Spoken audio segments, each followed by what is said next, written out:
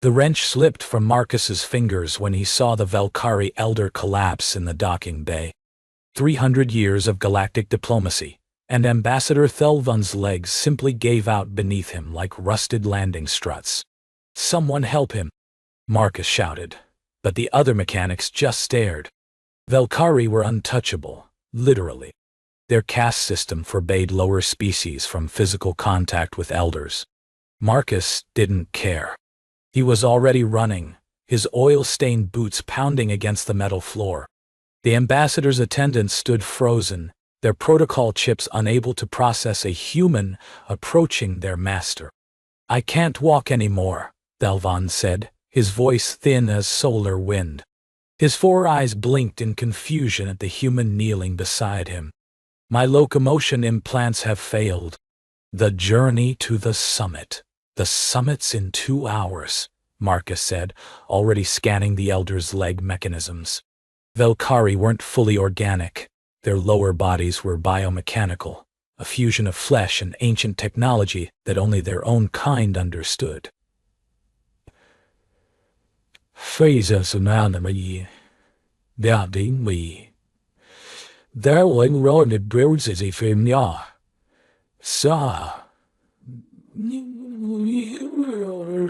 Or so everyone believed. "You're a ship mechanic," Thelvan observed, his translator crackling. "You repair engines, legs, it's all just moving parts." Marcus pulled out his diagnostic tool. "May I?" The attendants hissed. One reached for a weapon. "He touches you, Ambassador, and we execute him per the caste protocols." Thelvan raised a trembling hand. "Wait, I." Marcus met the elder's gaze. 4 alien eyes studied him, searching for something. Mockery? Ambition? The usual human greed? "Why would you help me, human? You gain nothing. Your station forbids this." "Because you're hurt," Marcus said simply. "And I can fix things." A long silence. Then Thelvan nodded. "Proceed." The attendant's shock rippled through the bay like a shockwave. Marcus ignored them, his fingers already tracing the damaged neural pathways in the ambassador's leg. The technology was old, older than human spaceflight, but mechanics were mechanics. He could do this. What he didn't see was the assassin watching from the shadows, reporting back to those who wanted the summit to fail. 3 hours of work. Marcus's back screamed, his eyes burned, but Thelvan's legs hummed with renewed power. "Remarkable," the ambassador said, taking experimental steps. "You've done what our own technicians could not. Your technicians were afraid to try anything new." Marcus wiped his hands. Sometimes old machines just need someone willing to get dirty. Over the following days, something unprecedented happened. Thelvan requested Marcus as his personal mechanic for the summit. The Galactic Council was horrified. A human? Attending a Velkari elder? The caste violation alone could spark an incident. But Thelvan insisted. "He sees function, not status," the ambassador told the council. A refreshing perspective. Marcus found himself in halls he'd never dreamed of entering, surrounded by species who viewed humans as barely sentient labor. He kept his head down, did his work, and slowly, impossibly, earned something like respect from the old alien. "You eat alone," Thelvan observed one evening. "Mechanics don't dine with diplomats. Tonight you do." It wasn't friendship. Velkari didn't have that concept. But it was something, a recognition that Marcus existed beyond his function. The threats started on the 5th day. Anonymous messages. Warnings that the summit would end in blood. Security tightened. But Marcus noticed things the guards missed. A maintenance worker who didn't know his tools. A delivery that arrived at the wrong time. "Ambassador," he said quietly during a recess, "something's wrong." Thelvan listened. Unlike others, he didn't dismiss the human's instincts. "What do you propose?" "Let me check the summit chamber. Tonight, before the final session. That area is restricted to, I know what I am, Marcus interrupted. "But I also know when a machine's about to break down. And something in this station is very broken." The ambassador studied him with those four ancient eyes. "You risk execution for trespassing. I risk you dying if I don't." Another long silence. Then, softly, "Why do you care, Marcus?" "Truly?" Marcus thought about it. The honest answer surprised even him. "Because you're the first person in this galaxy who looked at me and saw more than a wrench holder. I don't know how to repay that except by keeping you alive." Thelvan's expression shifted, something Marcus couldn't read. "Go. But be careful." Marcus found the bomb at 300 hours. It was elegant work, hidden in the chamber's atmospheric processors, designed to release a toxin specifically lethal to Velkari biology. The summit's final session would become a massacre. He was disarming it when they found him. 3 figures. Professional, silent. "The human mechanic," one said. We wondered who'd been asking questions. Marcus's hands didn't stop working. "You're too late. I've already transmitted the bomb's location to security." A lie. His communicator lay smashed on the floor. "Then we'll just have to be quick." The first blade caught him across the ribs. Marcus gasped but kept working. The second strike opened his shoulder. Blood made his fingers slick. "Stop," one assassin commanded. "Stop or you'll what? Kill me faster." Marcus laughed, a wet sound. "I'm already dead, but so is your plan." The final wire. He pulled it.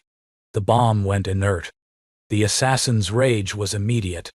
Marcus felt the third blade punch through his back, felt his legs give out. He hit the floor hard, blood pooling beneath him. "Fool," the lead assassin spat. "You died for an alien who wouldn't cross the street to save you." "Maybe," Marcus whispered. "But he'll live. That's enough." They left him there, fleeing before security arrived.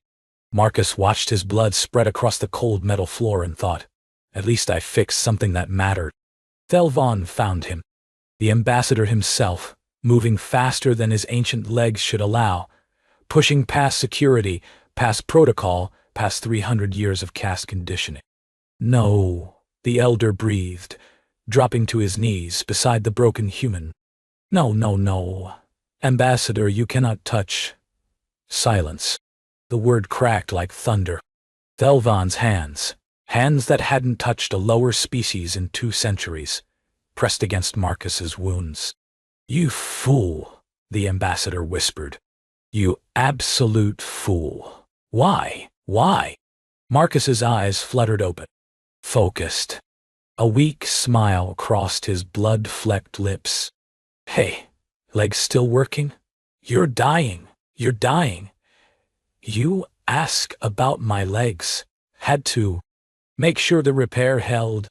Thelvan's 4 eyes glistened with something his species supposedly couldn't produce. Tears. "I don't understand," he said, voice breaking. "I don't understand you. You're a mechanic. A human. I'm nothing to you. I should be nothing to you. Why would you die for me?" Marcus's hand found the ambassador's, weak, trembling, but there, because you needed help. And I could help. That's not a reason. That's not. Humans don't. Yeah, Marcus breathed. We do. We really, really do. His eyes closed. Medic? Someone get a medic now. 17 days in critical care. Thelvan didn't leave. Not once. The Galactic Council sent representatives, demanded his presence, threatened sanctions. The ambassador ignored them all. "You're destroying your career," his attendants warned.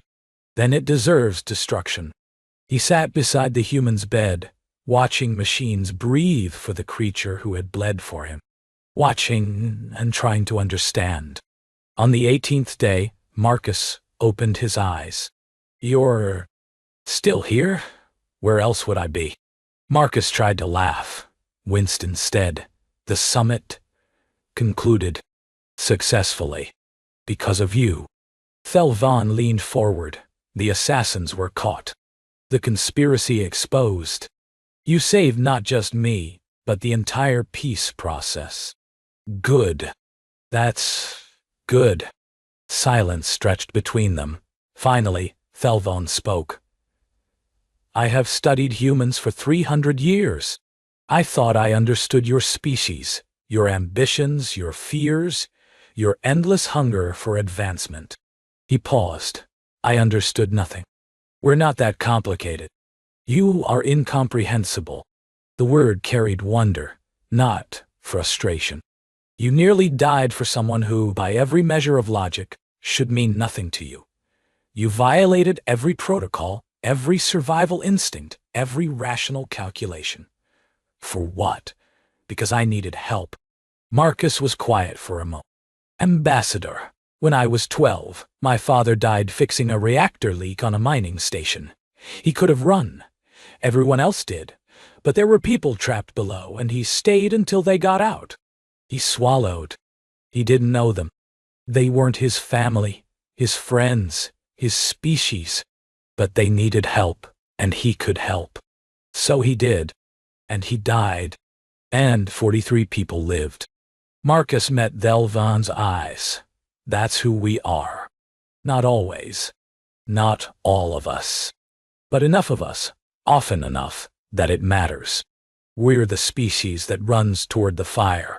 Thelvan sat back, something shifting in his ancient features. I have a proposal, he said finally. The Council has authorized me to select a personal aide for my remaining years of service.